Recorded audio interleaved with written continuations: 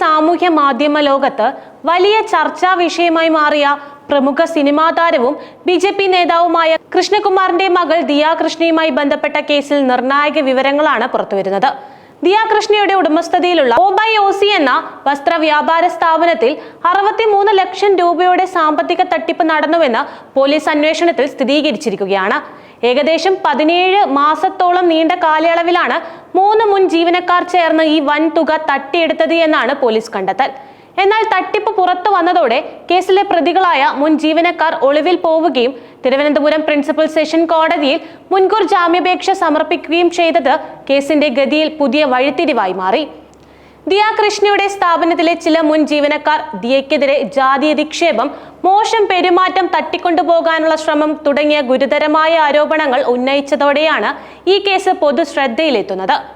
സാമൂഹ്യ മാധ്യമങ്ങളിലൂടെയുള്ള ഈ ആരോപണങ്ങൾ വലിയ രീതിയിൽ പ്രചരിക്കുകയും ദിയയ്ക്കും കുടുംബത്തിനും നേരെ വലിയ സൈബർ ആക്രമണങ്ങൾക്ക് ഇത് വഴിവെക്കുകയും ചെയ്തിരുന്നു. എന്നാൽ ഈ ആരോപണങ്ങളെ ദിയ കൃഷ്ണയും കുടുംബവും തള്ളിക്കളയുകയും യഥാർത്ഥത്തിൽ തങ്ങൾ സാമ്പത്തിക തട്ടിപ്പിന് ഇരയായവരാണെന്ന് കാണിച്ചുകൊണ്ട് പോലീസിൽ പരാതി നൽകുകയുമായിരുന്നു. തങ്ങളുടെ സ്ഥാപനത്തിൽ നിന്ന് ഏകദേശം 1 കോടിയോളം രൂപയുടെ സാമ്പത്തിക ക്രമക്കേടുകൾ നടന്നുവെന്നാണ് ദിയയുടെ പരാതിയിൽ ആദ്യം പറഞ്ഞിരുന്നത്. ഈ പരാതിയുടെ അടിസ്ഥാനത്തിൽ പോലീസ് നടത്തിയ സമഗ്രമായ അന്വേഷണമാണ് ഇപ്പോൾ ദിയയുടെ വാദങ്ങൾക്ക് ഫലം കണ്ടിരിക്കുന്നത്. ദിയ കൃഷ്ണയുടെ പരാതിയിന്മേൽ നടന്ന പോലീസ് അന്വേഷണം അതിന്റെ പ്രാഥമിക ഘട്ടത്തിൽ തന്നെ ഞെട്ടിക്കുന്ന വിവരങ്ങളാണ് പുറത്തുവിട്ടത്. കമ്പനിയുടെ സാമ്പത്തിക രേഖകളും ബാങ്ക് ഇടപാടുകളും മറ്റ് ഡിജിറ്റൽ തെളിവുകളും സൂക്ഷ്മമായി പരിശോധിക്കുന്നതിലൂടെയാണ് പോലീസ് തട്ടിപ്പിന്റെ വ്യാപ്തി മനസ്സിലാക്കിയത്.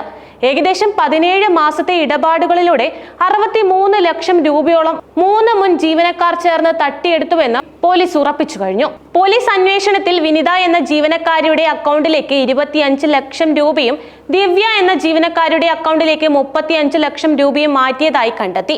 ശേഷിക്കുന്ന തുക മറ്റൊരു ജീവനക്കാരന്റെ അക്കൗണ്ടിലേക്കോ അല്ലെങ്കിൽ ഈ ജീവനക്കാരുടെ ബന്ധുക്കളുടെ അക്കൗണ്ടിലേക്കോ മാറ്റിയതായും പോലീസ് പറയുന്നുണ്ട്. കമ്പനിയുടെ വരുമാനം രേഖകളിൽ കൃത്രിമം കാട്ടുക, വ്യാജ ബില്ലുകൾ ഉണ്ടാക്കുക, അല്ലെങ്കിൽ ഉപഭോക്താക്കളിൽ നിന്ന് ലഭിക്കുന്ന പണം നേരിട്ട് സ്വന്തം അക്കൗണ്ടുകളിലേക്ക് മാറ്റുക തുടങ്ങിയ തട്ടിപ്പുകൾ നടന്നതാകാമെന്നാണ് പ്രാഥമിക നിഗമനം. ഈ സാമ്പത്തിക ഇടപാടുകളെ കുറിച്ച് കൂടുതൽ വ്യക്തത വരുത്തുന്നതിനായി പോലീസ് സമഗ്രമായ ഒരു ഓഡിറ്റ് നടത്താൻ ഒരുങ്ങുകയാണ്. ഈ തട്ടിപ്പിന്റെ കൃത്യമായ കണക്കുകൾ പുറത്തു കൊണ്ടുവരാൻ ഇത് സഹായിക്കുകയും ചെയ്യും.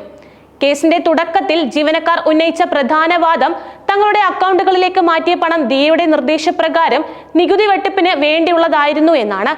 എന്നാൽ പോലീസ് അന്വേഷണത്തിൽ ഈ വാദങ്ങൾക്ക് യാതൊരു അടിസ്ഥാനവുമില്ലെന്ന് തെളിഞ്ഞിരിക്കുകയാണ്. നികുതി വെട്ടിപ്പുമായി ബന്ധപ്പെട്ട വ്യക്തമായ തെളിവുകളോ രേഖകളോ ഹാജരാക്കാൻ ജീവനക്കാർക്ക് കഴിഞ്ഞിട്ടുമില്ല. മാത്രമല്ല, പണം ബന്ധുക്കളുടെ അക്കൗണ്ടുകളിലേക്ക് മാറ്റിയതിന്റെ യാതൊരു നിയമപരമായ ന്യായീകരണവും നൽകാൻ അവർക്ക് സാധിച്ചിട്ടില്ല. ഇത് ജീവനക്കാർ സാമ്പത്തിക തട്ടിപ്പ് നടത്തിയെന്ന പോലീസിന്റെ നിഗമനത്തെ കൂടുതൽ ബലപ്പെടുത്തുന്നതാണ്. നേരത്തെ ദിയയ്ക്കെതിരെ ഉന്നയിച്ച ജാതി അധിക്ഷേപം, തട്ടിക്കൊണ്ടുപോകൽ തുടങ്ങിയ ആരോപണങ്ങൾ ഈ സാമ്പത്തിക തട്ടിപ്പ് മറച്ചുവെക്കാനുള്ള ഒരു തന്ത്രമായിരുന്നുവോ എന്ന സംശയം ഇപ്പോൾ ബലപ്പെടുകയാണ്. കേസിന്റെ ഗതി മാറി മറിഞ്ഞതോടെ ജീവനക്കാരുടെ ആദ്യകാല ആരോപണങ്ങളുടെ വിശ്വാസ്യതയും ചോദ്യം ചെയ്യപ്പെടുന്നുണ്ട്. പോലീസ് അന്വേഷണം തങ്ങൾക്ക് എതിരാണെന്ന് മനസ്സിലായതോടെ കേസിലെ പ്രതികളായ മുൻ ജീവനക്കാർ ഒളിവിൽ പോയിരിക്കുകയാണ്. അവരുടെ ഫോണുകൾ സ്വിച്ച് ഓഫ് ചെയ്ത നിലയിലുമാണ്.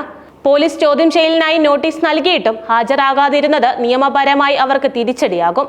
നിയമപരമായി ഒരു കേസിൽ പ്രതികൾ ഒളിവിൽ പോകുന്നത് കുറ്റം സമ്മതിക്കുന്നതിന് തുല്യമായാണ് കണക്കാക്കപ്പെടുന്നത്. ഇത് പോലീസ് നടപടികൾ കൂടുതൽ ശക്തമാക്കാൻ സാധ്യതയുണ്ട്. ഒളിവിൽ പോയതിന് പിന്നാലെ പ്രതികളായ ജീവനക്കാർ തിരുവനന്തപുരം പ്രിൻസിപ്പൽ സെഷൻ കോടതിയിൽ മുൻകൂർ ജാമ്യാപേക്ഷ സമർപ്പിച്ചിട്ടുണ്ട്. അറസ്റ്റ് ഭയന്നാണ് ഈ നീക്കം. തങ്ങളെ അറസ്റ്റ് ചെയ്യാൻ സാധ്യതയുണ്ടെന്നും അതിനാൽ അറസ്റ്റിന് മുൻപ് ജാമ്യം അനുവദിക്കണമെന്നുമാണ് മുൻകൂർ ജാമ്യാപേക്ഷയിൽ അവർ ആവശ്യപ്പെട്ടിരിക്കുന്നത്. എന്നാൽ സാമ്പത്തിക തട്ടിപ്പിന്റെ വ്യാപ്തിയും തെളിവുകൾ നശിപ്പിക്കാനുള്ള സാധ്യതയും പ്രതികൾ ഒളിവിൽ പോയ സാഹചര്യവും കണക്കിലെടുത്ത് കോടതി ജാമ്യം അനുവദിക്കാൻ സാധ്യതയില്ലെന്ന് നിയമവിദഗ്ധർ ചൂണ്ടിക്കാട്ടുന്നുണ്ട്. ജീവനക്കാരെ എത്രയും പെട്ടെന്ന് കസ്റ്റഡിയിലെടുക്കാൻ പോലീസ് ഊർജിതമായ ശ്രമങ്ങൾ തുടരുകയാണ്. ദിയ കൃഷ്ണയും കുടുംബവും നേരിട്ട വെല്ലുവിളികൾ ഇവയൊക്കെയായിരുന്നു. ഈ കേസ് ദിയ കൃഷ്ണയുടെ വ്യക്തിപരമായ ജീവിതത്തെയും അവരുടെ കുടുംബത്തെയും സ്ഥാപനത്തിന്റെ പ്രവർത്തനങ്ങളെയും വലിയ രീതിയിൽ ബാധിച്ചിരുന്നു. സമൂഹ മാധ്യമങ്ങളിലൂടെ ഉയർന്നു വന്ന ആരോപണങ്ങൾ ദിയയുടെ പ്രതിച്ഛായയ്ക്ക് വലിയ കോട്ടമുണ്ടാക്കിയിരുന്നു. ഒരു യുവ സംരംഭക എന്ന നിലയിൽ അവർക്ക് നേരിടേണ്ടി വന്ന ഈ സാമ്പത്തിക നഷ്ടവും മാനനഷ്ടവും വളരെ വലുതാണ്. BJP നേതാവായ കൃഷ്ണകുമാറിന്റെ മകൾ എന്ന നിലയിൽ കുടുംബത്തിനും ഈ വിവാദങ്ങൾ തലവേദനയായി. ഒരു സംരംഭത്തിന് ജീവനക്കാർ മുഖാന്തരം ഇത്ര വലിയ സാമ്പത്തിക തട്ടിപ്പ് നേരിടേണ്ടി വരുന്നത് വ്യവസായ മേഖലയിൽ പ്രവർത്തിക്കുന്നവർക്ക് ഒരു മുന്നറിയിപ്പ് കൂടിയാണ്.